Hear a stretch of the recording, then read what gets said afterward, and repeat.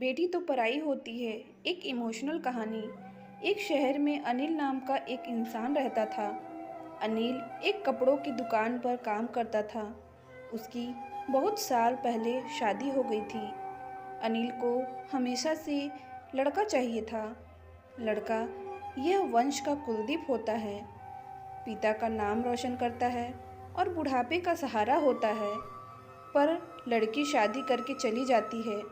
ऐसी सोच रखने वाला वह पड़ोसियों को भी यह बात बताता था। शादी के कुछ साल बाद उसे दो लड़के हुए। बड़े बेटे का नाम करण और छोटे बेटे का नाम किशन रखा। बाद में कुछ सालों बाद उसकी पत्नी का निधन हो गया। उसके बाद उसने उन दोनों बेटों का ख्याल रखा।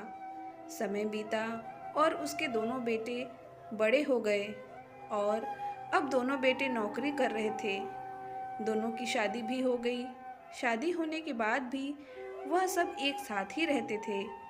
कुछ साल एक साथ खुशी में गए, लेकिन बाद में दोनों भाई एक दूसरे के साथ झगड़ा करने लगे। दोनों बहुओं में छोटी छोटी बातों पर मतभेद होने लगी। यह सब देखकर अनिल को बहुत बुरा लगता था। अब दोनों ने अलग रहने का निर्णय लिया और वह अलग हो गए। फिर पिताजी का ख्याल कौन रखेगा, ऐसा सवाल निर्माण हुआ। दोनों बेटे एक एक महीना संभालेंगे, ऐसा तय किया। अनिल एक बेटे के साथ एक महीने के लिए रहने लगा, फिर दूसरे बेटे के पास एक महीना। ऐसा उसका बंटवारा हुआ। पर जैसे जैसे वक्त बीतता गया, वैसे वैसे बहुओं और बेटों में अनिल को लेकर झगड़ा होने लगा। दोनों बेटों के घर में झगड़े का कारण अनिल रहने लगा। यह बात अनिल को अच्छे से समझ आई थी। अब अनिल को पुरानी यादें याद आने लगी थी। उसने जिंदगी में कितनी बड़ी गलती की थी, यह उसे अब समझ में आ रही थी। पर अब इसका क्या फ़ायदा। आखिर दोनों बेटों ने पिताजी को वृद्धाश्रम भेजने का निर्णय लिया। एक दिन दोनों ही पिताजी को लेकर वृद्धाश्रम गए। वहां जाने पर सभी औपचारिकता पूरी करके पिताजी को मिलकर वह दोनों अपने अपने घर वापस चले गए। बेटे घर जाने के बाद अनिल बहुत रोने लगा। उसके बाद वृद्धाश्रम में कई लोगों ने उसे समझाया, पर वह बहुत दुखी हो गया था। अनिल को वृद्धाश्रम में आकर 8 से 10 दिन हो गए थे। वह किसी से भी बातचीत नहीं करता था और एक पेड़ के नीचे बैठकर विचार में मग्न रहता था। वहाँ के लोग उसे पूछते थे, पर उसने किसी को भी कुछ नहीं बताया। कुछ दिनों में वह एक व्यक्ति से थोड़ा बहुत बोलने लगा। बाद में दोनों की अच्छी दोस्ती हो गई। एक दिन वह दोनों बैठे थे, तब वह व्यक्ति अनिल को अपनी कहानी बताने लगा। वह बोला कि मुझे एक ही बेटा है। वह मेरे साथ छोटी छोटी बातों पर झगड़ा करता था। इस बात को मैं बहुत ऊब गया था। उस वजह से मैंने वृद्ध आश्रम में रहने का निर्णय लिया। मुझे कभी कभी लगता था कि मुझे बेटे के साथ एक बेटी भी होती तो कितना अच्छा होता। कदाचित आज वह मेरे बुढ़ापे की लाठी बन सकती। उसका बोलना सुनकर अनिल और ज़्यादा दुखी हो गया और वह बहुत गहरे विचारों में खो गया। अनिल को दुखी अवस्था में देखकर उसके दोस्त इंसान ने पूछा, आप क्या सोच रहे हो?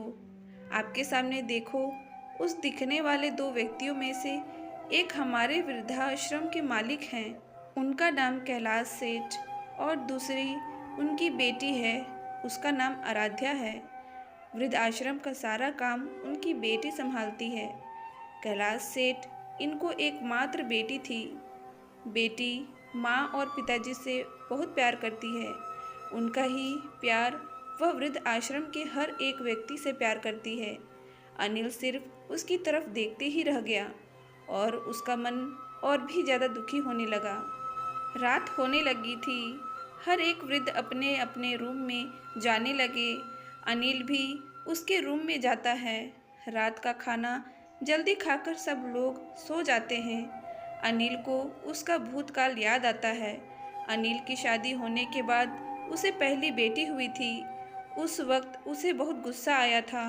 पत्नी के मना करने के बाद भी गुस्से में उसने बेटी को उठाया और दूर जाकर उसे वहां छोड़ आया। पर अब पश्चाताप करने के सिवाय रास्ता भी नहीं था। अनिल को रात भर नींद नहीं आई।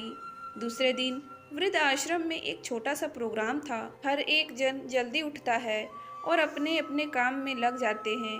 दोपहर को सब लोग हॉल में एकत्रित हुए। कैलाश सेठ और आराध्या भी आए हैं वहां पर। प्रोग्राम चालू था तब कैलाश सेठ का ध्यान 2-3 बार अनिल की तरफ गया। अनिल उनको बहुत उदास बैठा हुआ दिखा। उनको लगता है कि शायद उसकी तबीयत अच्छी नहीं होगी। प्रोग्राम खत्म होने के बाद वह अनिल से बात करने के लिए उनके पास जाते हैं। वह अनिल को दुखी होने का कारण पूछते हैं। तभी अनिल बहुत रोने लगता है और थोड़ी देर बाद वह अपनी पुरानी कहानी उनको बताता है कि मुझे भी पहली बेटी हुई थी, पर मुझे बेटी नहीं चाहिए थी, इसलिए मैं गुस्से में आकर उसे छोड़कर आया।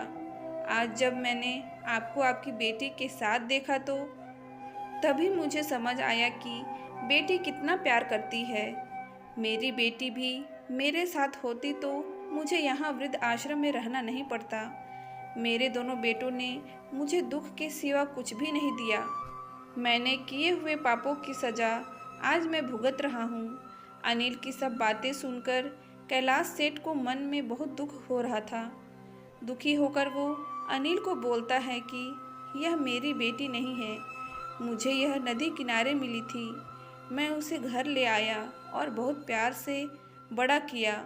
मैं और मेरी पत्नी उससे बहुत प्यार करते हैं और वह हम दोनों से भी उतना ही प्यार करती है।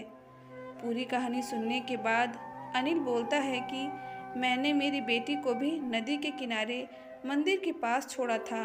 यह सुनकर कैलाश सेठ को थोड़ा गुस्सा आया और वह वहाँ से निकलने ही वाले थे। तभी उसी वक्त वह अनिल को पूछते हैं, आपकी बेटी का बर्थ मार्क वगैरह आप बता सकते हो क्या? अनिल ने तुरंत जवाब दिया, हाँ बता सकता हूँ। उसके बाएं हाथ पर और पैर पर एक एक उंगली ज़्यादा थी। यह जवाब सुनकर कैलाश सेठ को विश्वास होता है कि आराध्या उसी की ही बेटी है। यह सब सुनकर कैलाश सेठ वहाँ से चला जाता है। वह चले जाने पर आराध्या वहाँ पहुँचती है और वह अनिल को बोलती है कि मैंने आप दोनों की पूरी बात सुन ली है। आपने मेरे बारे में जो भी कहा वह सुनकर मेरा मन बहुत दुखा है। एक पिता खुद की बेटी के बारे में ऐसा निर्णय ले सकते हैं, यह सुनकर मुझे बहुत बुरा लगा। आपने जो भी किया वह बहुत गलत था। आपने मुझे बेटी बोलने का अधिकार खो दिया है।